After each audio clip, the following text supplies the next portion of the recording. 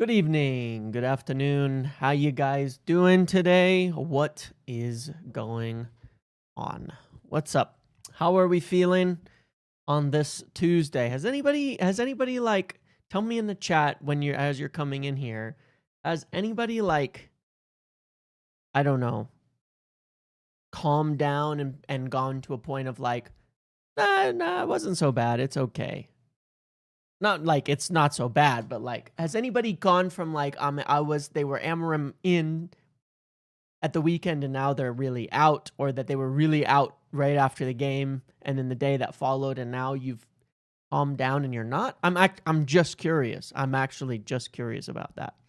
I'm just wondering if anybody has changed, is feeling less emotional. I get curious, like if how much the tide turns. You know what I mean? Because like after Grimsby, it was like I think a poll at that time, and it was like 60%, and then like the next day it was like 20%, and it was like, nah, it's not a vape, it's a marker. I have a whiteboard that I write like notes and stuff down on for my videos, and I use the Sharpie. So, what on earth is going on? My stupid things playing song. Anyways, how are you guys doing today? So still mad, still got faith. Super Amorim out now. Wait, why have so many people not liked the video, or is it just because there's so many who are espresso depresso? Sorry to hear that for all of you. But all right, fair enough. I'm just asking. I'm just curious. I do want to talk about quite a lot today. I've certainly had a bit of an interesting update from someone. They may or may not watch this video. I'm not going to, there's maybe too much detail that I could go into there, but I've spoken with one person who gave me a really, really interesting bit of information, a large amount of information, actually, like a lot, which was really cool. It's actually quite detailed and really interesting stuff, which gives me some perspective on things. But then also, you know, I've had quite a few conversations to kind of get a picture, an overall picture of where things are really at with United, with Ruben Amorim, what's likely to happen, what's not likely to happen, and where we go from here. So, yeah, I don't know. Have any of you watched the video that I posted this morning? That's one thing. What is this thing? There's this thing that's on my I'm going to mute it. And it just keeps playing no matter what I do. Getting rid of it. But did anybody of you watch the video early where I kind of explained, you know, my concerns, specifically what has made me lose most of my faith in Mr. Ruben Amorim at this point in time? Okay. The discourse the past few days has made me sad. If anything, I'm more adamantly Amorim in now because I want the players to sack another manager and don't want to keep swapping. Yeah, I get that. Was mid-watching when I saw you went live. Well, definitely you can go back to watch it, but I'll be talking about some of that stuff today. We suck. Yeah. Well, you know, it comes down to this, right? As I said, is that I feel as though there are the reasons that he's got that it's not working and that I don't have faith in things is essentially because I think he's lost the ability to make the decisions that would lead us towards success. I'm a believer in a rebuild, but let me give you an example of this, okay? Because I'm a proponent of a rebuild, all right? And that it can be bad and that you can be rebuilding. Here are, to me, the signs of a rebuild, all right? I'm going to read the definition again, all right? Do you guys remember this? Because this is where I can accept a rebuild, and this is where I cannot accept a rebuild. And remember I gave you a what does rebuild mean sports, and a few weeks ago or a month ago I read it out.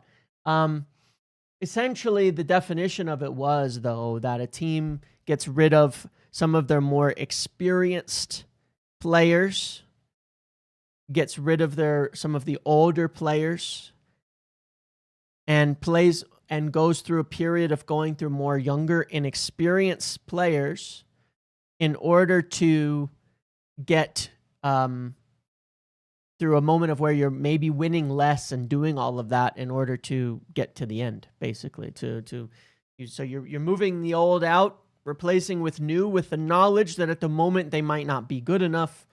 At the moment they might not be there. Why we're not rebuilding right now with the decisions that Ruben Amorim makes? We're not rebuilding. I can stomach a rebuild. If we were watching like Mantato, I don't even care, man. Like players who are just not good enough, and we know it. Mantato, Manu, Lenny, Lamans, Dorgu,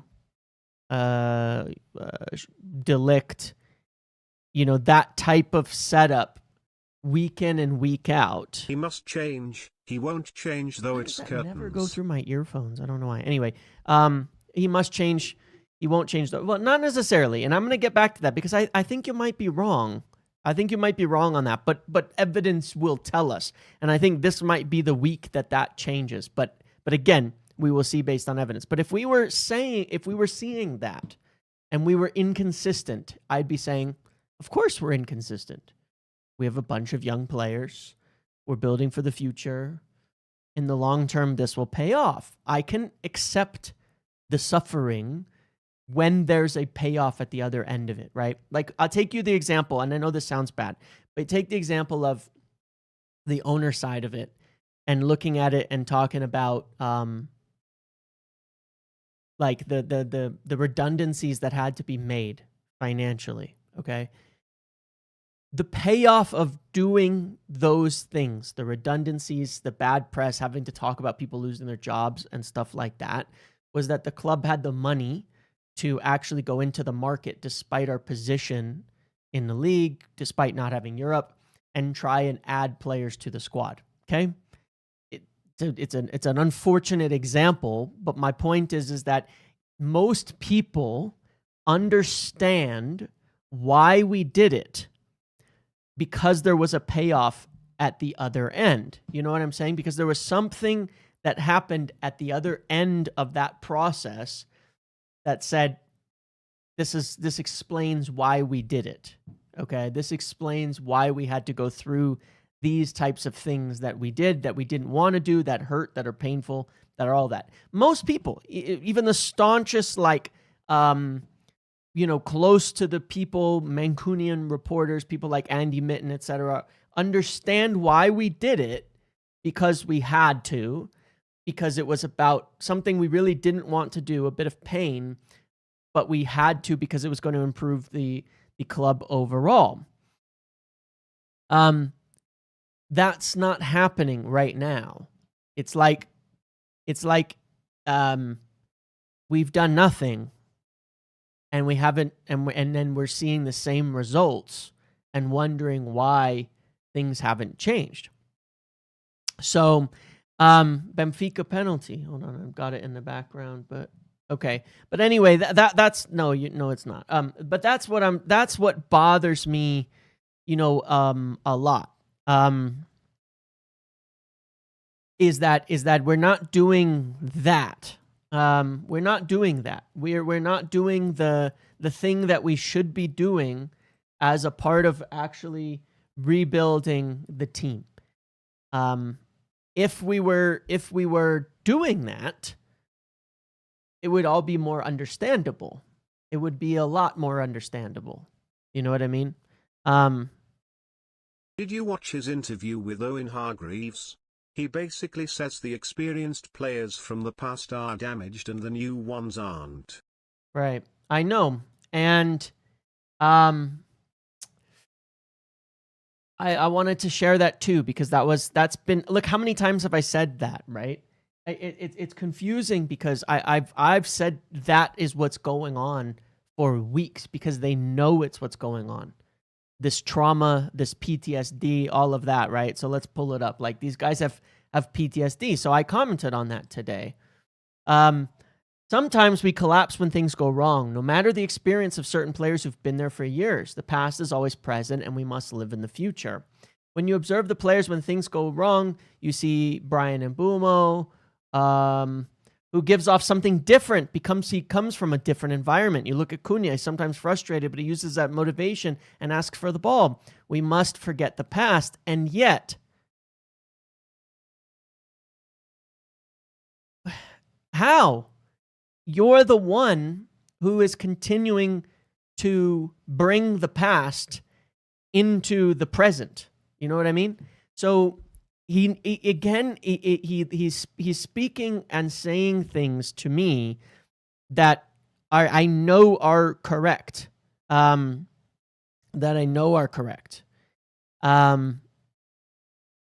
of course is correct. That is the correct take. You know, it's been spoken about by Amorim. It's been spoken about by the players. It's been spoken about by ex-players. It's been spoken about by practically everyone in professional football about this aspect of mentality, environment, all sorts of things like that. Okay, that is the problem. It is a problem at United. It's been a problem for a long time. That's all been happening. The only people who seem to refuse to accept that is an issue, or who provide commentary that try to completely ignore it and make everything about tactics and systems, are people who I guarantee you have never actually played in or managed a team, whether at work or in a sport, because the idea that this mental stuff doesn't happen and isn't a factor is insane. And that interview is before the Brentford game. So then he goes into the Brentford game and plays. Is it possible the past regime gave out contracts with games clauses and some of these guys have to start and play X amount? No. I can tell you for sure that's not the case. I mean, we know Luke Shaw doesn't need to play every game. We know that Dalot doesn't need to play every game because there are multiple managers who have. There's managers and there's times when they have been dropped and they haven't played and things like that, okay? But like, these things do matter. They do matter. Now, the problem is when you say that and then you pick them, then you wonder, what the hell are you doing? What are you doing? It was before Brentford, and then you pick the exact problems at Brentford. That is why I lost faith. That's my point. That's why this morning what I say in that video where I say, all right, I can't. I don't think I can do this anymore because if you can see that and you can talk about it and you're not following it through, it makes no sense. It makes no sense, right? It doesn't. The two things, it's like, does not compute, right?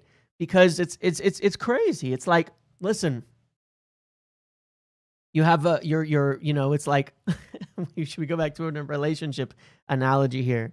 We sure can, but it's like, hey, every time your wife pulls the car into the garage, she hits the wall. And now she's terrified to park the car in the garage because she's going to hit the wall. And she hits the wall again, and she hits the wall again, and she hits the wall again, and she hits the wall again, and she does not stop hitting the wall with the car. What do? Something, okay? Do something. Literally, you have to do something about that. You don't just keep having her pull the car into the garage and hitting the wall. Something has to change. You could be like, all right, you know what we're gonna do? We're gonna practice here, okay? We're gonna instead, we're gonna like, I'm gonna leave my car out to 2-car garage, and you're just gonna park it right in the middle, okay? We're gonna build a bigger garage. We're gonna do something else to help, okay? We're gonna do something, okay? But we're not just gonna keep doing the same thing over and over and over again and saying, listen, every time the wife pulls it into the garage, she hits the walls. What are you gonna do about it? Nothing. You could have her park it outside and you could pull it into the garage. I don't know. Like, there's a lot of things you could do here. You know, maybe take the pressure off a little bit or something like that. Get her a chef, or, you know, it's like there's a million things. Sub her off for Kobe Mainu. There's a ton of things you can do here that can fix this problem. The only wrong thing to do is nothing. So it's like, do you see her hitting the wall? Do you see the wall getting damaged? Well, if you do, it is your responsibility to do something, right? You've got to do something about it. Not doing anything is the stupidest thing you could possibly do. I don't know. I'm just saying, like, that's it, you know? It doesn't make any sense. So that's the point of it. It's like that it's never going to work. It's never going to work if you can't actually try something else. You know, that's not even a great analogy, to be quite honest. My analogy game is a little bit off at the moment, because I'm sure I can think of something better, and we'll probably get to it. I'll probably figure it out in a minute. But regardless, my point here is that when something is wrong and you know it, and you can recognize it and you can spot it, then the last thing you can do is do nothing about it. You know what I mean? You know, that's the truth. Is Spurs losing 2-0? Spurs losing. You know, let's go back to the driving analogy, and I'll do it one more time. You're teaching a kid to drive, and they can't see over the steering wheel. They can't see over the steering wheel. They keep running into things, and you say they can't see over the steering wheel. You got to raise the seat. You got to raise the seat. You got to do something. You just have to. You just have to. You have to raise the seat. You have to do something, or they're just going to keep hitting that wall. You haven't changed anything yet. So anyway, that's really the reason why I feel this way, is that I don't see him changing the situation. I don't see him changing. You know, I don't see him trying to fix the problem that we are facing here. You know what I mean? I don't see that. And he recognizes it, and that's the craziest part. I told you, and I told you that this was the case, okay? Because people know that this is the case in the club. People know this in football. People understand humans and their life and their situations and all of that. I've said for weeks that this mental factor is a problem, and it is a recognized problem. When are you going to do something about it? And he hasn't, okay? And that is why he's under pressure, because it is that mental problem. It is that mental problem. I'm going to show you something I find absolutely hilarious, okay? For all the system talk and all of this kinds of stuff, okay? Let's take a look at this. I'm going to show you. It's crazy. My family suck at driving. Yeah, maybe. I'm going to show you this, not to mock this person, because they're not a United an analyst. Okay? This whole joke about systems and stuff. Some of yesterday's analysis I did with Carragher from Monday Night Football and Sky Sports, showing how Arteta changed his system to a 3-4-3, how dropping Odegaard deeper unlocked his creative output.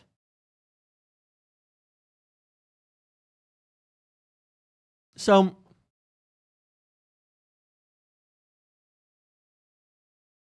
because it worked,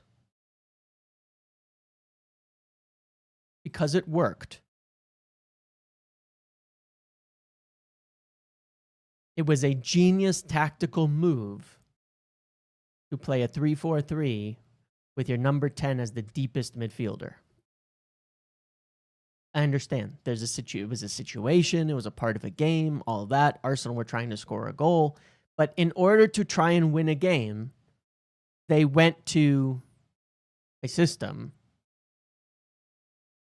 that meant your number 10 was deepest and you were in a 3-4-3. And they called it a four-man midfield when the number 10's dropped, which is the same as what we do. So when it's analyzing a win, it's a four-man midfield, not a two-man midfield. And dropping your number 10 deepest so that the game is in front of them is going to unlock them. I don't know. It's just most analysis is results based, right? And that's the truth of it. If you ask people who are successful why they're successful, you're going to get 1,000 different answers, and then you're going to go lead yourself to believe them and things like that, and it doesn't matter. For all the toxicity about formation, player picks, the fans just want to win. Need to hire a winner and get the hell out of his way. I mean, that's fair, and that's fair. And look, the reality is you just have to win games. All the talk about systems and all the talk about tactics and all the things like that, most of it is overblown because there are 20 different teams who play 20 different systems and 20 different tactics every single week. And you know the truth is we could lose to all of them and we could beat all of them, right? That's what can happen every single week. There's just too many different variables in there, and there really truly is no one way to be successful. The most important thing is that players are playing in a position that suits and accentuates their skill set, right? And maybe hides their flaws, right? That's the most important thing in a team performing well at the end of the day, is that players are, players have good skill, accentuate their skill sets, and you hide their flaws. If you put them in positions to do things they can't do, then they're going to fail. And if you put them in positions where they can do that, they do. So player selection, placement, all of that matters. But the truth of the matter is, if some of them are just crap, there's nothing you're going to do about that too. But that being said, the answer is right in front of him in terms of what needs to be done. The answer is and has been right in front of him in terms of what needs to be done, and he's not doing it. And I gave that explanation about how, the way I see it, that if you're playing a 3 and you choose defenders, you're now playing a 5. It's not a 3 anymore because you've chosen defensive players. The players you pick determine essentially the system and the style that you're going to do. And we've abandoned that. And that's really, at the end of the day, the be-all, end-all for success versus failure. That's really it. That's all there is to it, frankly. But let's get into some of the information here, okay? Just in terms of understanding, because I do want to talk it through a little bit. It's a very interesting thing that's happened here. Don't you think that comment on the interview about the future might point to some old guard players being dropped? But then why didn't he do it already? Like, yes, again, it should be, but why didn't he do it already? Why? That wasn't an opportunity there. The system will evolve. Well, it does evolve. When he says the system will evolve, I get that. He wants them to do the basics and do the basics well, and then there are variations within the system. But let me say a couple of things that have gone on based on my understanding from a few conversations, and I want to talk it through. Okay. First of all,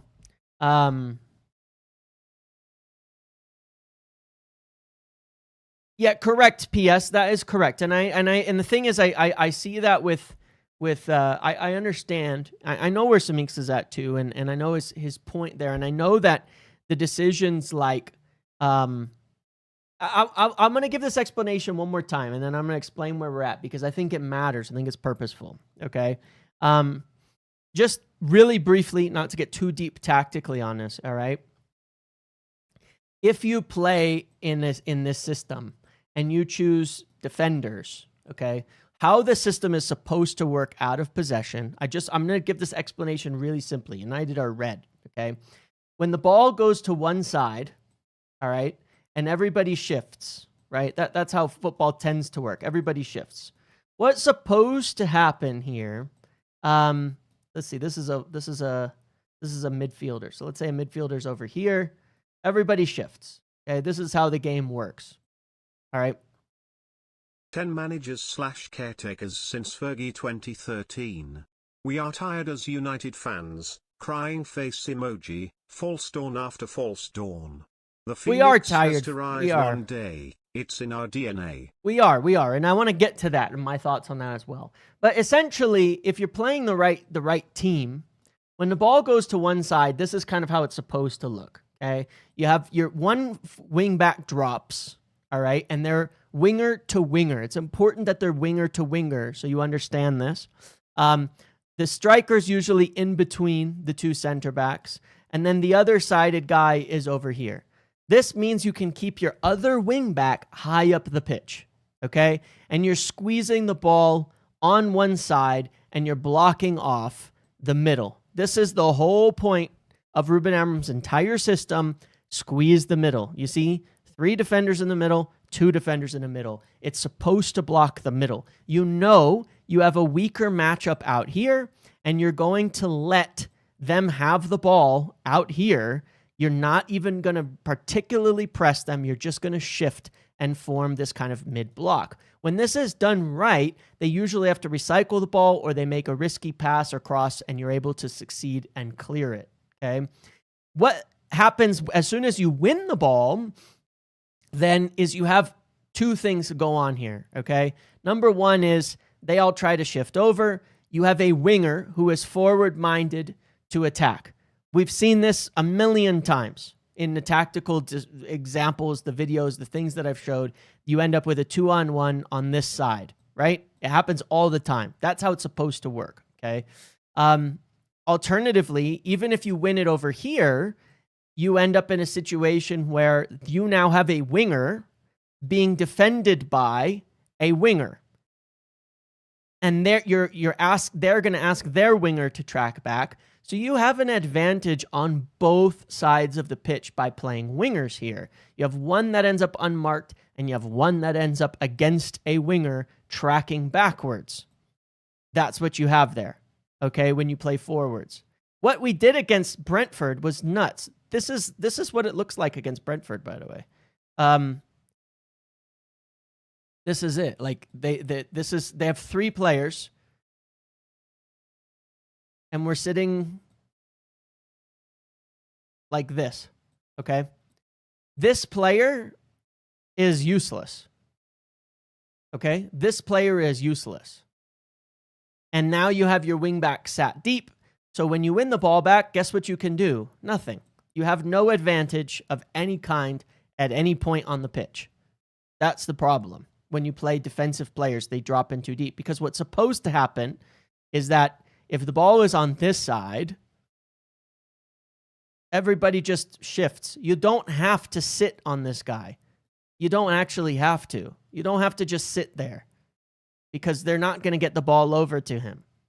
If you shift it the other way or even just look at it like this, even still, alternatively, you push this wing back up, you get this guy over here, it moves side to side like this, just like a back 4.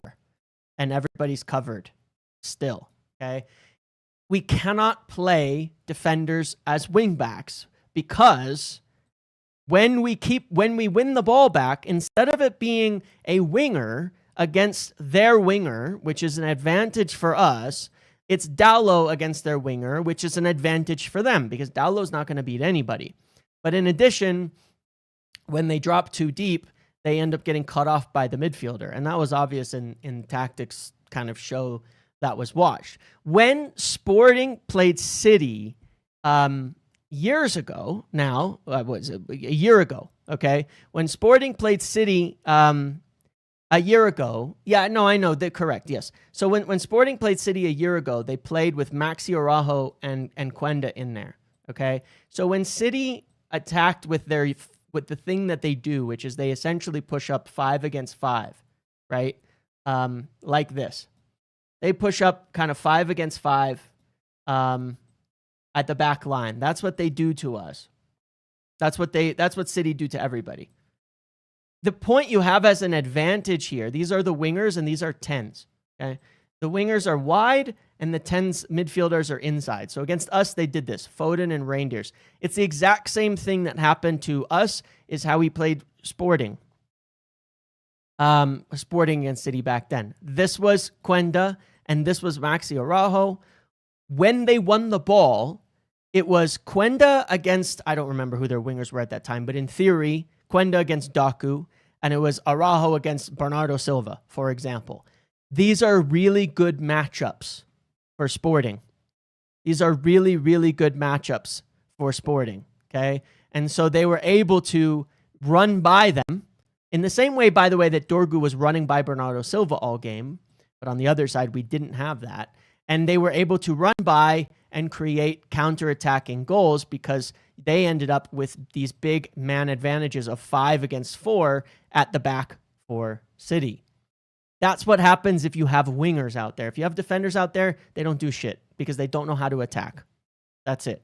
So what is so confusing to me, what is so baffling to me, what is so stupid to me is that he was willing to play forwards at wingback for Sporting against City in the Champions League, young players, but at United selects defenders in wide areas. We do have wingers. We have Brian Mbeumo, who actually has played as a wingback for Brentford during his time. The point here is that if you cannot pick who you want because, say, Ahmad's not available, you either have to change or you have to just move someone else over there. You could have put Xerxes up front. You could have put Mount up front. You could have put any one of those players in the 10 and moved Mbeumo out wide, which he literally did later on in the game anyway when he recognized we needed attack in the wide areas. We were so toothless and so poor in the wide areas primarily because we just pick bad players. We just pick bad players. We just do. We just pick bad players. But this is the state of play right now. Okay, let me break it down and kind of walk through it because there's a lot to talk about, and I want to figure out how exactly to explain this in more depth. There's always assessments, right? Obviously, above Ruben Amorim, you have the assessments of Jason Wilcox and the people that are watching. I can say that some of the assessments that were made, some of the observations were as follows, okay? One, there was specifically as Brentford, there was just huge mistakes by players in executing the game plan despite knowing what Brentford were going to do. Huge mistakes by them. And that is true. That is for sure true. That they made huge mistakes, individuals as players, in the game against Brentford. That was one of the assessments. One of the other assessments that was made, which was communicated to Ruben Amorim and seemingly accepted, is that way too much effort and time was put in to preparing United for Brentford.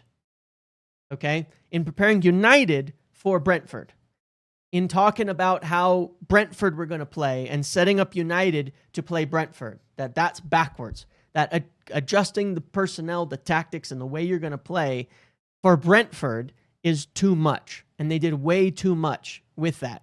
Essentially, the complaint that we played Brentford's game, basically, yes, because you spent all week preparing for Brentford, setting up the team for Brentford, what did you think was going to happen, right? Instead of setting it up to play United and to get Brentford to play you, okay?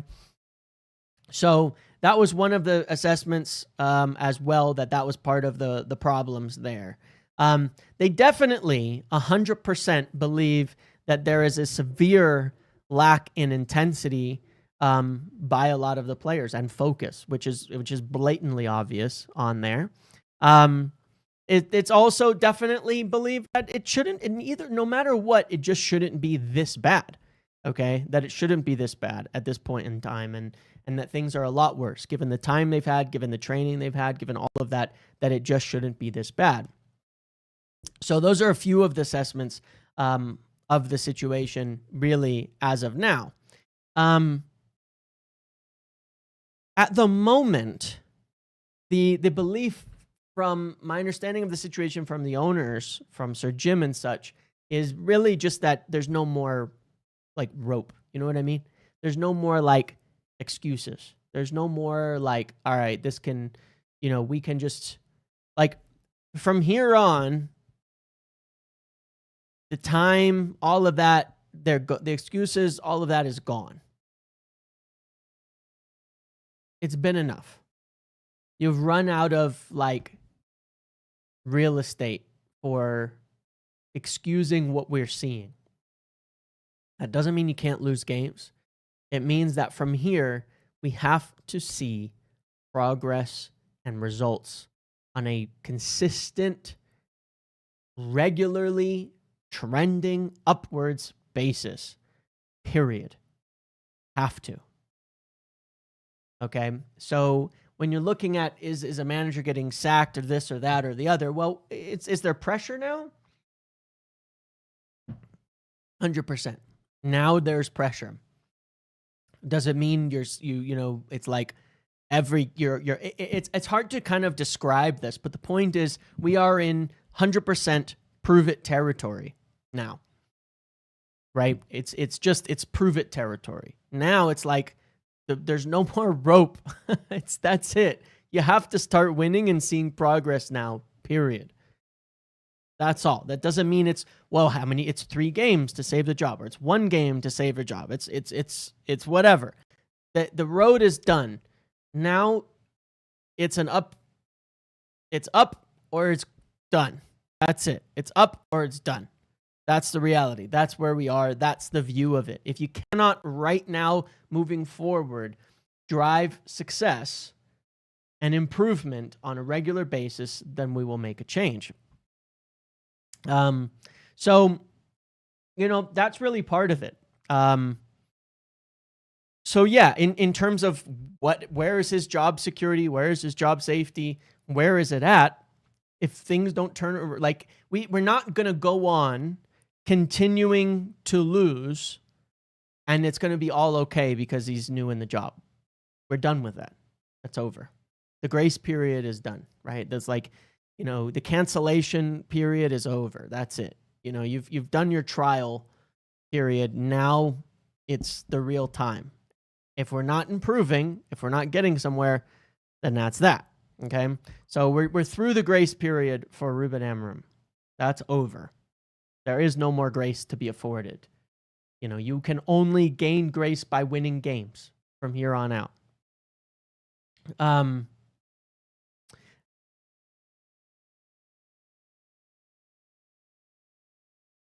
There's been some talk and suggestions over what we're focusing on in training, in terms of which aspects of the team, which aspects of our gameplay, which aspects of all of that are we seeing,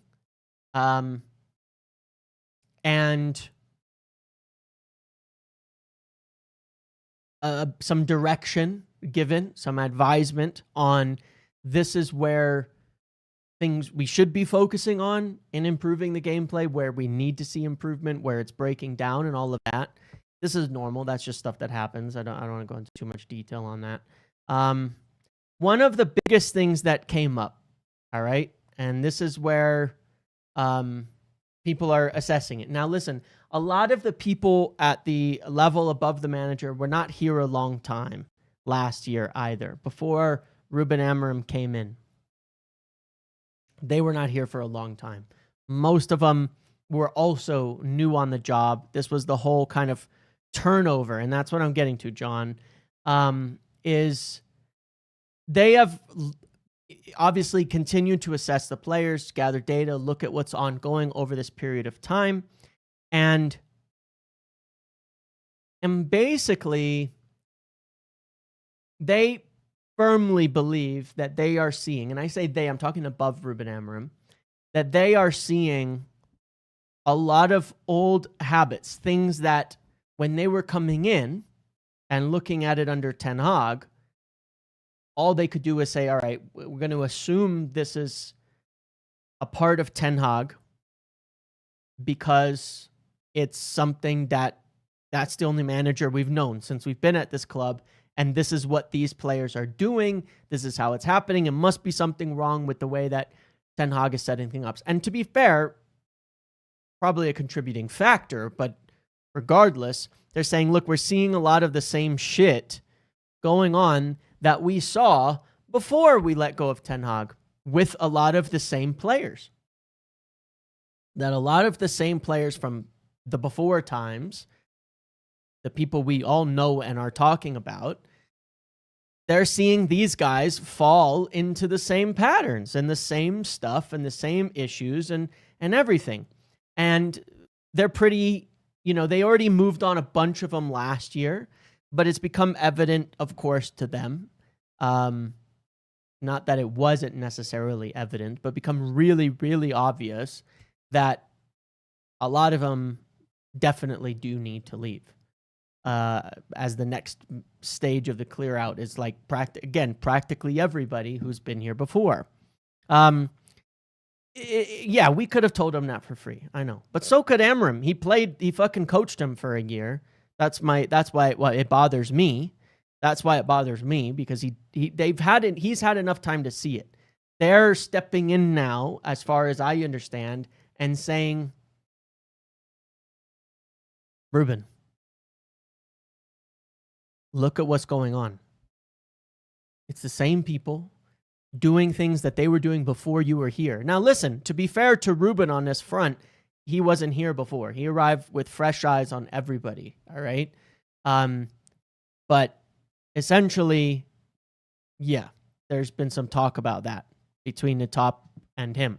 In addition, I would definitely say that there's been... So in terms of where that leaves us at this point in time, in terms of where we go from here and what the approach is, there's two things. There's two things that they're doing at the moment. Okay. Number one is there is certainly evaluation, assessment, and a look at the squad, okay, the players that are there, with the additional data that they now have after spending all this time watching the club, after a year, after being in there. Because bear in mind, again, everybody here is new, okay? A lot of the players we're talking about have been here 6 times longer, 5, 6, 7, 8, 9, 10 times longer than a lot of the staff, okay? So they're looking at it and saying, all right, in a new sense, okay, in a new sense,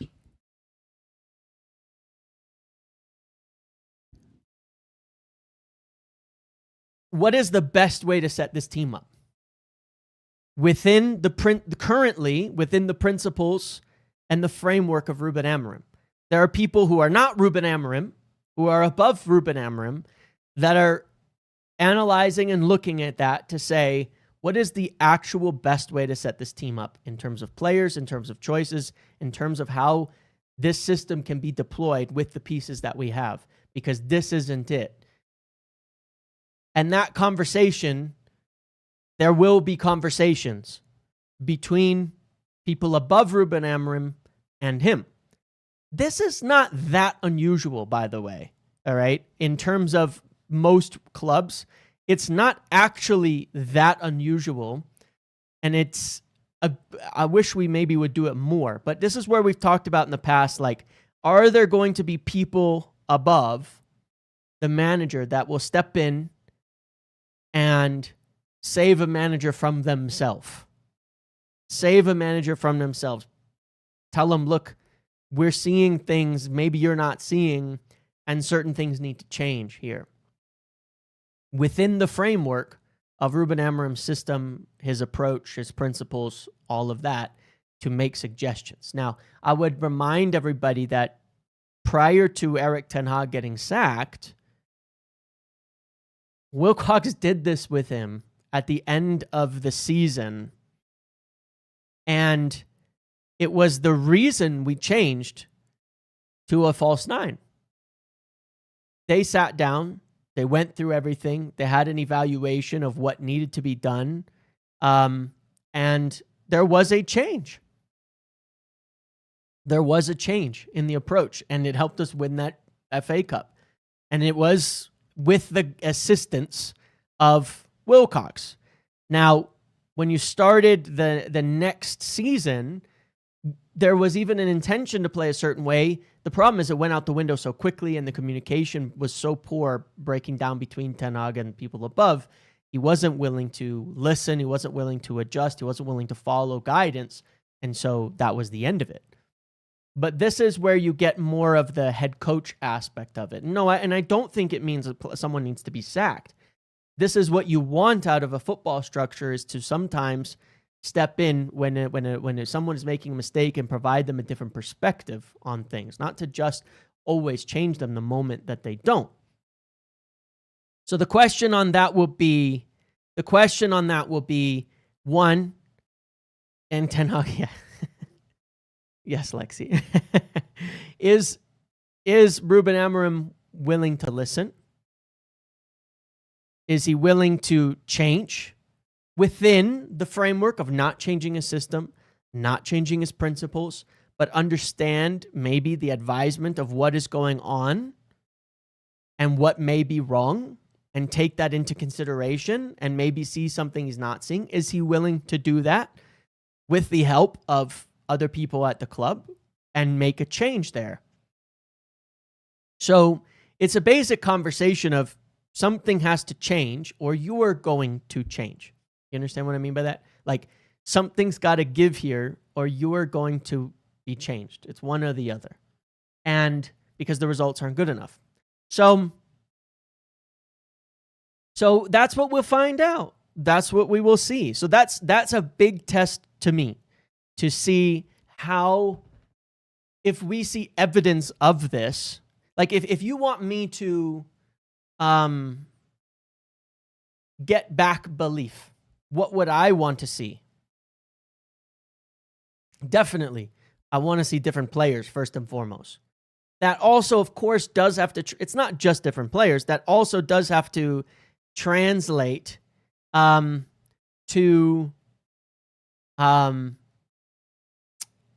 it does have to translate into a better performance. And that obviously also does have to translate into results. That's what I want to see.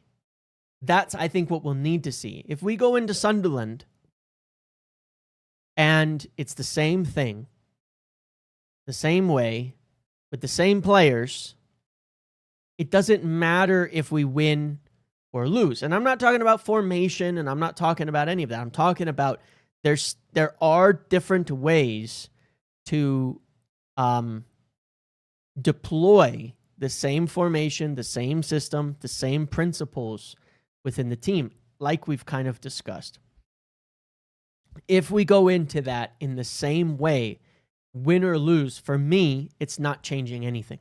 We can win, but if it's the same thing, it doesn't matter to me, because that tells me we're just still going on a hope and a prayer that certain players are going to suddenly turn it around and be consistent when we know what they're going to do in a week, 2 weeks from now. It doesn't matter, okay? If there is a change and we can see it and it's visible and it results in performance and result, and then that continues, to the next game, to the next game, to the next game. It doesn't mean you can't ever lose again, but we need to see that change. And that will tell me whether what we're trying to do within is going to take or not. It's going to have any impetus or not. Okay. So that's one thing. All right. The second thing that is being done at the same time is, of course, what's the alternative? What's the alternative right now? What is the alternative at the moment? It is to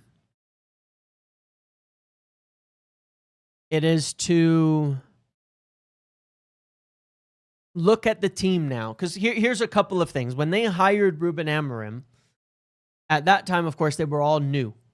Not a lot of data, not a lot of information, didn't have all their departments set up, didn't have all these things set up.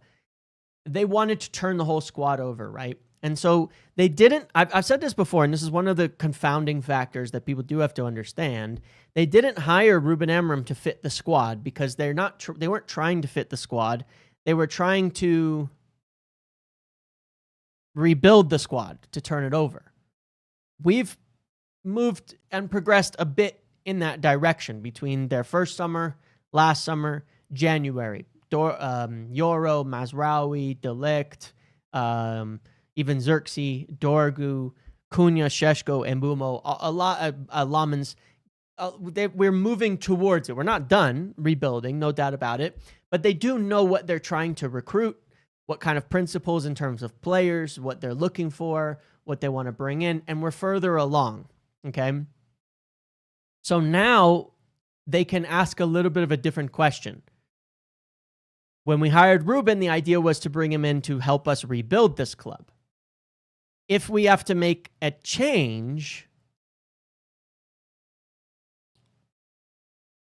who is the person that,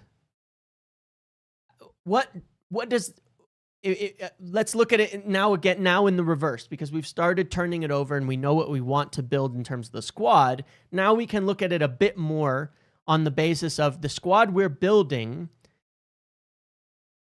Whose system, whose approach, whose setup does this suit best? So you can flip it the other way now that we've actually started rebuilding the team and say, who does it fit best? And that obviously we still need to add more to it, but who does it fit best? And come up with a list on that side of it of saying these might be the right people for this that would come in and take advantage of the squad that we have. And yeah. And then we're not starting over, because that's certainly the idea, is not to start over. That hasn't been done. That hasn't been done. The names that are floating out there, look, the club have said many times via people, I can tell you, this idea that there's a bunch of lists of them that are already decided that these are the guys they're looking at, it's not true. It isn't true. There are people, obviously, that people around the club are aware of, have kept an eye on, are watching, are monitoring, because they need to understand how they play. That doesn't mean that they've decided those guys at all, because they have not completed looking at it and saying who's the ideal coach for this squad moving forward, and are they available now, and getting all of those types of lists together. It hasn't happened yet. It hasn't happened yet because it's not going to happen yet. It's going to happen now. It's going to happen now. And that's totally fine. And it is totally, totally fine for that to be happening now, because they were not planning to change the manager anytime recently, and all of that. So a lot of the stuff that's being said is purely, at the moment, speculative until they actually do it, determine their list, and they will not be reaching out to managers and even saying that until until they have made a decision there, and until they've seen that Amorim isn't going to be it, and then there'll be a time in between from there to there. So this decision hasn't been made. This decision hasn't been made at all at that point in time. There are a lot of managers that are doing well at putting their name forward into media. There's been no contact, no discussion with them, and no decision in terms of the group of executives as to what like a short list would look like yet. Hasn't happened. Doesn't mean managers haven't been looked at, because you're always looking at managers, but they've not come together to put together any kind of short list or anything like that. So yeah, that's the truth of it. So it's a sensible approach to me. It's a logical approach to me, right? You look at it and say, all right, it's not working. It's not happening right now. What do they want our philosophy to be? Different systems can have same philosophy. Without that, we flip-flop just like the past philosophy is 12 important, years. and I've mentioned before, but I'm going to say it in a really basic way. Okay, the philosophy certainly is they want a manager who they want to have more possession than the other team. Okay, I just want to make that really, really clear. They do not want to be a deep block, counter-attacking, low possession side. Got it? They do want to control games. They also want to play direct at the same time. Yeah, which are not like, we know that. They want to play direct, attacking football while also holding a lot of possession. And they want the team to have a really high physical floor, which certainly the squad at the moment does not yet have, even though we've been making progress in that direction. An athletic, high physical floor team that controls possession and attacks quickly. If you want to say it in really, really basic terms, that is kind of the philosophy, the basic philosophy of where you go. There's a lot that can be varied within that, but in really simple terms, those are all things they want from the team. That doesn't fit every single manager. That definitely doesn't fit every single manager. Okay?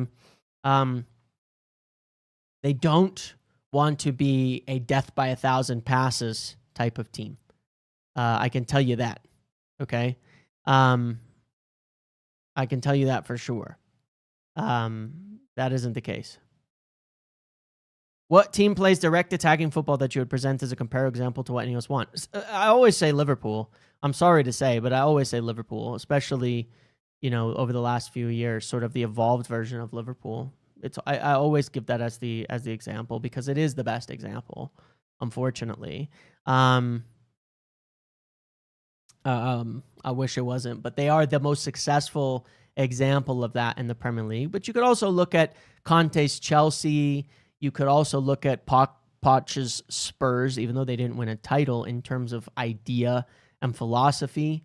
You can even, to a degree, look at PSG, even though at times Enrique is very much a pass merchant type of team. Everyone drink and mention pool. You'll be dead after every stream. So, just as a general example, those are some of the things to think about, for sure in there.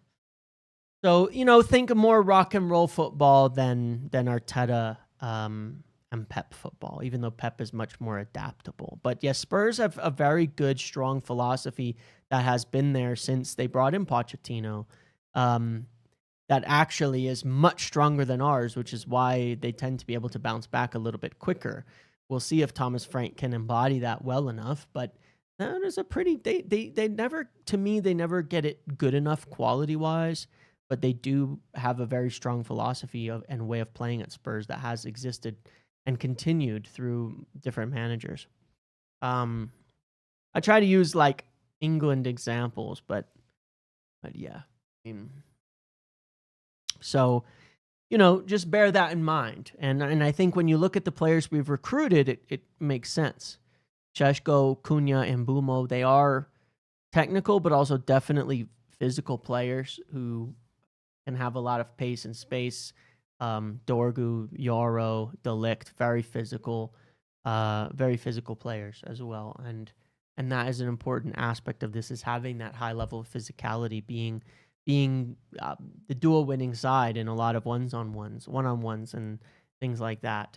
The intensity is certainly a part of it, being a highly intense team. So yeah, that's kind of the idea. What are my top 3 actually attainable choices?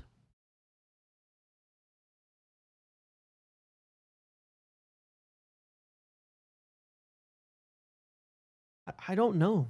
I really, really don't. I really, really don't. I wish I had it. Like, in terms of attainable choices, I don't actually know of any. I really don't. Because I really think that the biggest thing that people are underrating, and misestimating on this is the mental factor of Manchester United. Boss, can you spud some names we could sign in January and what our budget is? Thank you, Tubby. There's money. It's the same midfielders, I would say. The same midfielders that we've spoken about in terms of going in for Baleba or Wharton or Elliot Anderson, Buwadi, and some others. If it's after the World Cup, then I would say Pochettino. I know people don't like it. I'm sorry. I get it. I'm just saying. Because I don't know of other. I think that the qualifications I laid out in yesterday's video were accurate, and I think they're important. At least from my perspective, that's the way I see it. Experience in the Premier League, experience at a top club, utilizes youth, possession, pressing, attacking football. There are not that many managers that fit that model. You could say Tuchel. If Tuchel, Conte, or Pochettino was available, I would say one of the 3 of them.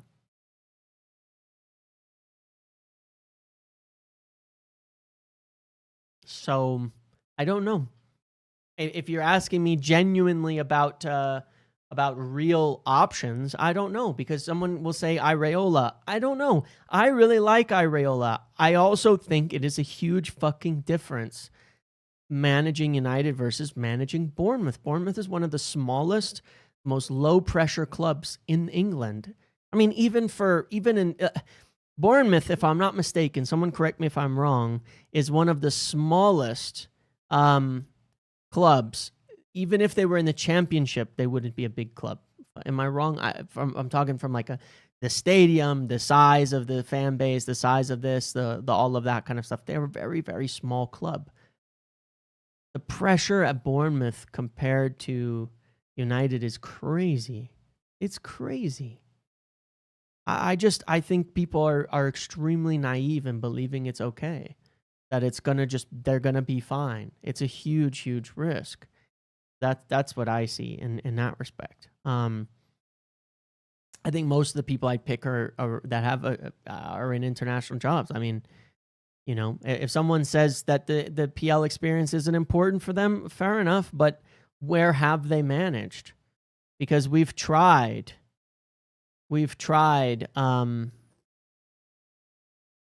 thoughts on how he's below Ruben Amorim in the table right now. How can we say that he's a success? You know what I mean? How can we say that? That he's a success right now. I get Newcastle have done some things, but like, you're talking about a guy who's presently failing with Newcastle, if anything, right now. Like, at the moment, he is. He turns around the season, cool, but I'm not a big fan of Eddie Howe. I don't know. I'm not a big fan of Eddie Howe. I also look at his team and I think that I don't know. I'm not sure. I don't particularly rate the way that he IDs players to build a top side either. I think he has a really, really good eye I think he's like a Newcastle Spurs level manager. I think it's the right spot for him. I think he's a guy that can get you to that is in the right place where he should be. That can build a highly aggressive team, but the ceiling is never going to be there. I don't think he can do it when like multiple competitions. It's too like the fact that they went for Anthony Elanga to a degree tells me everything I need to know about their attacking philosophy. We know what kind of player he is. We know what kind of player he is. They're far too happy to me to, passion and running and just prey on the break for goals, That's all I'm saying. That's just how I feel when I look at the forwards, that the way he profiles his forwards. That's how I see it. I just don't think that has a high ceiling. They're good players that will get you into the top 5 and 6, and that's kind of it. But I don't have the answers, man. I really don't have the answers. Yeah, they did get rejected on many of their options, but the amount of money that they spent and the way that I watched them play, I've just never really been interested. It's like Unai Emery, right? I think Unai Emery's a good manager. He's definitely not a title-winning manager in terms of being having a philosophy that's going to win titles, at all. Now we can argue that hey, maybe we just do get that, but we still have to have it still has to be a style that at least maybe in the future would be evolvable into it. If you get Emery, the problem is you can't go from Emery's style to a top manager. You're making a huge change systematically to do that. There's not going to. What I'm saying is, if you're going for a guy who doesn't have title winning capacity now, which isn't necessarily the worst thing, I'm saying you need that continuity manager wise. We need that continuity manager wise stylistically. You understand what I'm saying? So if you want to go for a guy who will get you into top 4 or 6, they still have to play a style that you believe can be evolved into a title-winning style, if you know what I'm saying. That it has a next step. I don't know if what I'm saying makes sense, but it's just important. If you're going for a stability manager, then they still have to be implementing a style that the next step is, there is a next step, or there's the potential for a next step, or it's kind of, there's no reason to do it. So yeah, I'm just not sure. I'm really just not sure. That's the reason I mention guys like Pochettino, because in theory, Pochettino set up Spurs to be a really, really good team. He couldn't get it over the line. I don't particularly care about that, but stylistically, Spurs were well set up for if they had managed to properly recruit at the top level and get a top manager in after him. Instead, they spent $0 in a transfer window and then hired Jose Mourinho or something. I don't remember whether it's Jose or what came after, but it made no sense from a continuity standpoint. So I look at someone like Pochettino, and I think he's actually almost the perfect setup guy. Even Chelsea, he had them basically playing at a top 4 level after they had been 12th, stabilized them, got them set up. If he's not the guy at that point, you just change him. But every time he's coached in the Premier League, he has got the team up and successful and made them relevant, made them competitive, and then you could go over with somebody else. So it's sort of it doesn't matter to me. I'm looking at Poch and I'm thinking, I don't care if he's never won anything. He can be a good setup guy. So yeah, I'm not sure. I'm not sure about that. I'm not sure what the direction is to go. I just don't have the answers, man. I really don't. And the answer isn't there, I would suggest that I do think that they would get it right with the reason, with the time to actually properly assess things. You know what I mean? That they'll get it right, and that they'll have more access to a lot more than we will. But yeah.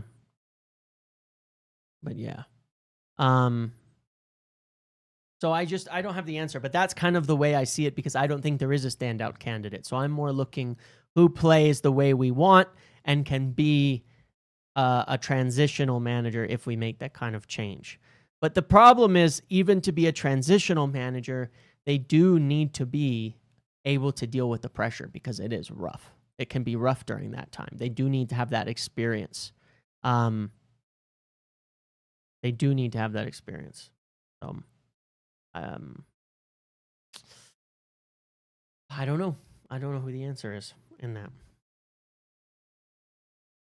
Yeah, for sure as well, Jim. That's for sure as well, Jim. But either way, it's a discussion for the future. Maybe for the international break, if we lose against Sunderland and we don't see any changes. But at the moment, there's still a job to be done here for Ruben Amorim. Whether or not I believe he will do it, I want him to. I want him to turn it around.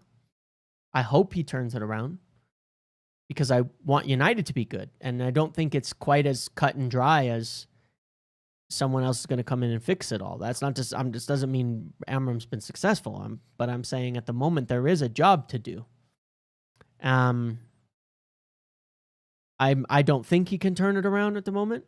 Personally, just based on observation, I just don't see it. But this week will be a big marker for me on that point as to whether he's capable of changing properly, because there have been discussions about it. There have been discussions that I believe, as far as I've heard, are well in line with my own feelings on the matter. So I want to believe, you know what I mean? I want to regain my belief. I want it to work. I don't want another season to go down the drain.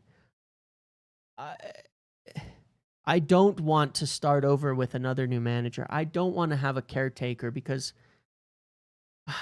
it sounds glamorous, a caretaker manager. It's always a fucking waste of time. And I'm not saying that means you don't do it, but it is a waste of time. It's always a waste of time.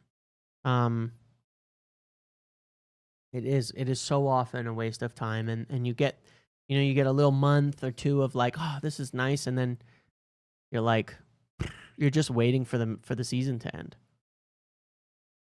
And that's all you're doing is just waiting for the season to end. Every game doesn't matter because you're not even building towards something, you know? So I don't want that to happen. I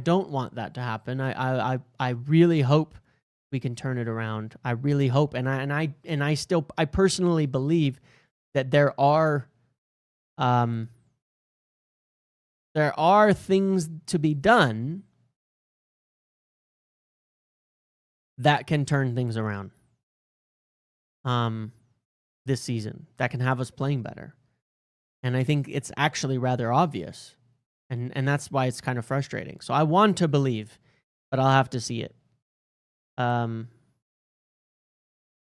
If they had fired him after the Europa final when they should have, we wouldn't be discussing caretaker. They would have had their pick of managers. They couldn't fire him after the Europa final. Literally couldn't. They just couldn't. They just couldn't. I don't know. They couldn't fire him after that. I don't think it was even slightly under consideration at any point in time. And I still don't know who it would be. And I don't know what the point of asking a manager to join 7 months early would have been at that point in time when he didn't want to.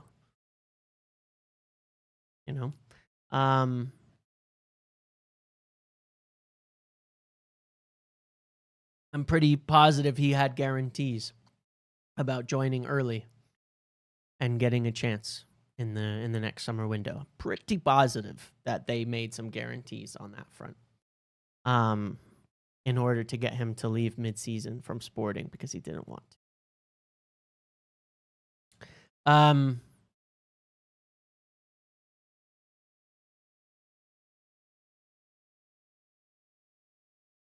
But yeah, that's it. I don't know. So I hope we turn it around. I do. Do you think if he plays Lamens, Yoro, Delict, Heaven, Torgu, Ahmad, Menu, Casemiro alongside Cunha, Sheshko, and Mbuemo, like I think you're saying, until the January transfer window, he'll be in top 6? Yes, I actually do. I actually do. You know, I was looking at something funny, and I don't know why this happens to managers, but like a lot of times I feel with managers that you see their ideas, like you see their real intentions early on, and then they sort of like lose their mind. You know what I'm saying? Under the pressure cooker that is United. And I found something really interesting for me. Like if you go back to when Ruben joined in the first place and like look at what happened, it's kind of wild. Like you go back to his first game, what was it? Was it Ipswich, maybe? I want to say that it was Ipswich. Reminder to all, especially Marcus, that the same formation is not the same system. So stop using Glasner as a comparable to Amorim. This ain't FIFA. Glasner's system is fairly similar, except it's a hell of a lot more defensive, which I don't think makes it the right fit. I mean, it is true if a system is not a formation, though. Asking Glasner to go from his system to here, I think, is a good example of one that would not work, in my opinion, like at all, personally. But I was looking at like, for example, right? Like I was looking at what he was trying to do when he first came in, and like if you look at what he was trying to do when he first came in, he insisted on playing a winger out wide. He always insisted. His midfield was always a defender and more of a box-to-box player, but he really insisted on playing a defender. Oh, I wish it didn't do that. So you could actually like go match to match a lot easier. And playing an attacker out wide, and that was like his whole kind of philosophy. Obviously, you know, as we know, that was like the main philosophy. And if you look at like this Everton game and you look at the way that he balanced the selection in the team, Ahmad out wide, Casemiro and Menu, balance of the forwards, runner, passer, etc., right? This was the 4-0 versus Everton. He had an idea of how he wanted to play, and he always, when he first got in, he always picked wide players out wide whenever he could. And at some point, one way or another, he got scared and defensive. Because he came in and he was trying to get... This is a reflection of how he wants to play football. Like the team he selected for this game, for example, was a strong reflection of how he wanted to play football. Technical passer, physical center back, physical 6, box-to-box 8, possession players, 3 forwards, 1 fullback, 1 winger. So that, in essence, it reflects a normal attacking 4 players, right? That you would in any system.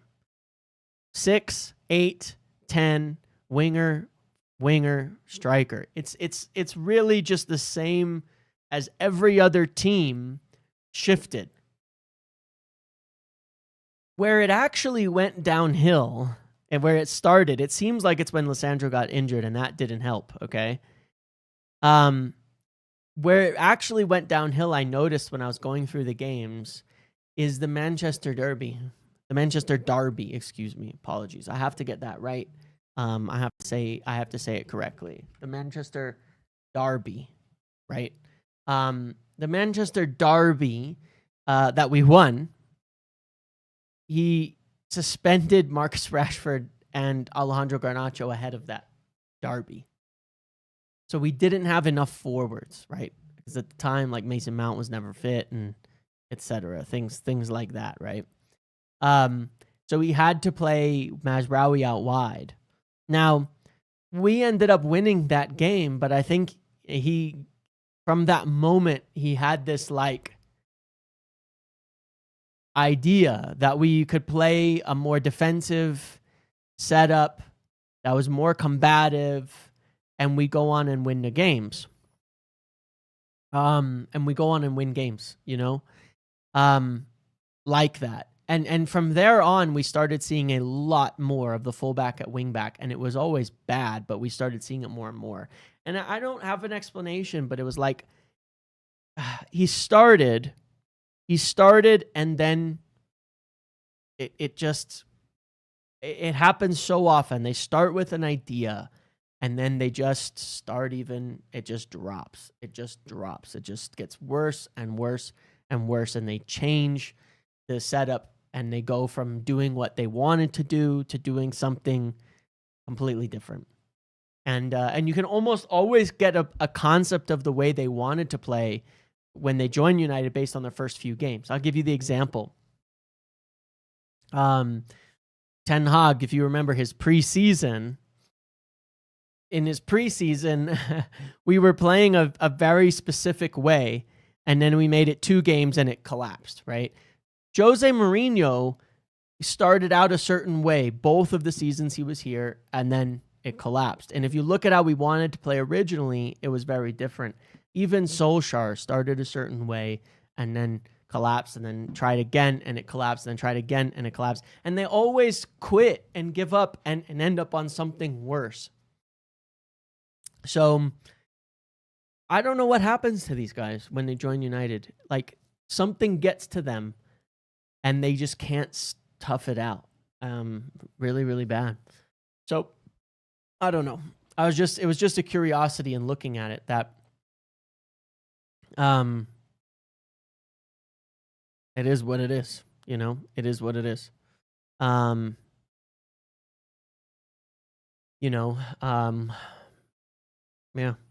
So anyway, that's where we are. We have two routes, 2 directions that things can go from here. Number one, we're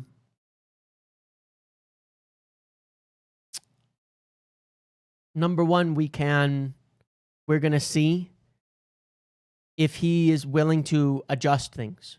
He needs to. The recognition of the problem is there. There are players at this club that mentally don't have it. There are players at this club that full on don't get it. There are players that are traumatized. There are players that are weak. There are players that cannot handle it. There are players that their head drops. Amorim himself acknowledged it in that interview. Okay? He acknowledged it himself in that interview. Will you change that? It's not changing your system. It's not changing your formation. It's not even changing your identity. It's doing what you set out to do in the beginning and getting back to it. Will you adjust it? Will we see those changes? Will we see evidence of those changes? And will we see an improvement into the performance that extends to Sunderland and beyond? And if not, then there will be a contingency in place. More in line with what would be the right way to play with this present team. What would be the right way to play with the team that we have? The team they want for the future as well. So that's where we are, guys. That's pretty much it. So I guess we'll find out. On that front, we will see if something changes. Like I said, I really want to believe. I want to believe that something will switch. I want to believe that something will adjust. I want to believe that we're capable of this. I want to believe that things can get better and that we can walk back from the brink, because it would be the first time we've actually had something turn around instead of just this constant decline that that we've seen for such a long time. So I hope so. I hope so. I hope it gets better. I'd rather not start over. I'd rather not. If we do, we do. I don't think it's going to work now, but I hope it does. And I think everybody should, to a degree, hope that it does. So there you have it. All right, guys, I'm going to end it there. Enjoy the rest of your day. Be well, and I will see you all probably tomorrow or something like that. Okay? So let's see it. All right, everybody, enjoy the rest of your day. See you later. Have fun. Goodbye. Enjoy your week. See ya. Bye-bye.